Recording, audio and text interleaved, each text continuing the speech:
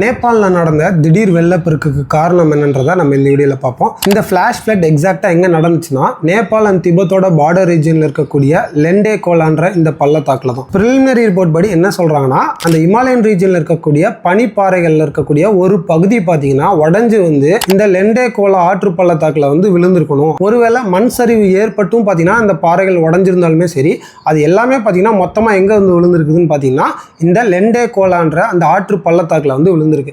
So ஆற்று பள்ளத்தாக்கில் விழுந்த பிறகு ஆல்ரெடி பார்த்தீங்கன்னா அந்த ரிவரில் வாட்டர் ஃப்ளோ ஆகிட்டு இருக்கும். ஸோ சடனாக போய் இந்த பனிப்பாறைகள் பெரிய பெரிய பனிப்பாறைகள்லாம் போய் அதை பிளாக் பண்ணுறப்ப என்ன ஆகும்னு பார்த்தீங்கன்னா அந்த பாறைகளுக்கு பின்னாடி பார்த்தீங்கன்னா அதிகப்படியான வாட்டர் ஸ்டோர் ஆகிட்டே இருக்கும். ஒரு கட்டத்துக்கு மேலே இந்த வாட்டரோட ஃப்ளோ பார்த்தீங்கன்னா சடனாக அந்த பாறைகளை உடைக்கவும் சான்ஸ் இருக்குது. இல்லை அப்படின்னா அந்த பாறைகளோட சேர்த்து அந்த வாட்டர் ட்ராவல் பண்ணுறதுக்கான வாய்ப்பு இருக்குது. ஸோ இந்த மாதிரி தான் நடந்திருக்கணும். 17,000 அடி உயரத்தில் இருக்கக்கூடிய இந்த பனிப்பாறைகள் உடஞ்சி 3,900 அடி உயரத்தில் இருக்கக்கூடிய இந்த ஆற்று பள்ளத்தாக்கில் விழுந்திருக்கு. ஸோ இவ்வளோ உயரத்தில் இருந்து அந்த பனிப்பாறைகளோட சேர்ந்து அந்த வாட்டரும் ரிலீஸ் ஆனால தான் பார்த்தீங்கன்னா இந்த ஃப்ளாஷ் ஃப்ளட் உருவாகிருக்கு அப்படின்னு சொல்லிட்டு ப்ரிலிமினரி அனாலிசிஸ் ரிப்போர்ட்டில் எல்லாருமே சொல்லியிருக்காங்க. ஃபைனல் ரிப்போர்ட் ரிலீஸ் பண்ண பிறகு தான் நமக்கு உண்மையான ரீசன் என்னன்னு தெரியும். இஸ்ரோவோட national remote sensing centre preliminary analysis பண்ண பிறகு நிறைய இமேஜஸ் ரிலீஸ் பண்ணியிருக்காங்க. அதாவது வெள்ளம் வரதுக்கு முன்னாடி எப்படி இருந்திருக்கு இந்த ஏரியா, வெள்ளம் வந்த பிறகு எப்படி இருந்திருக்குன்றத. ஸோ இதில் பார்த்தீங்கன்னா லெஃப்ட் சைடில் இருக்கிறது பார்த்தீங்கன்னா டிசாஸ்டர் வரதுக்கு முன்னாடி, ரைட் சைடு இருக்கிறது டிசாஸ்டருக்கு அப்புறம் அந்த ரீஜன் எப்படி இருக்குன்னு பாருங்க. ஸோ அந்த நல்லாவே பார்த்தீங்கன்னா தெரியும், அந்த லேண்ட்ஸ்லைட் நடந்ததுக்கான அடையாளம் நல்லாவே தெரியும். ஃபர்ஸ்ட் லெண்டே கோலா ஆற்று பள்ளத்தாக்கில் தான் இந்த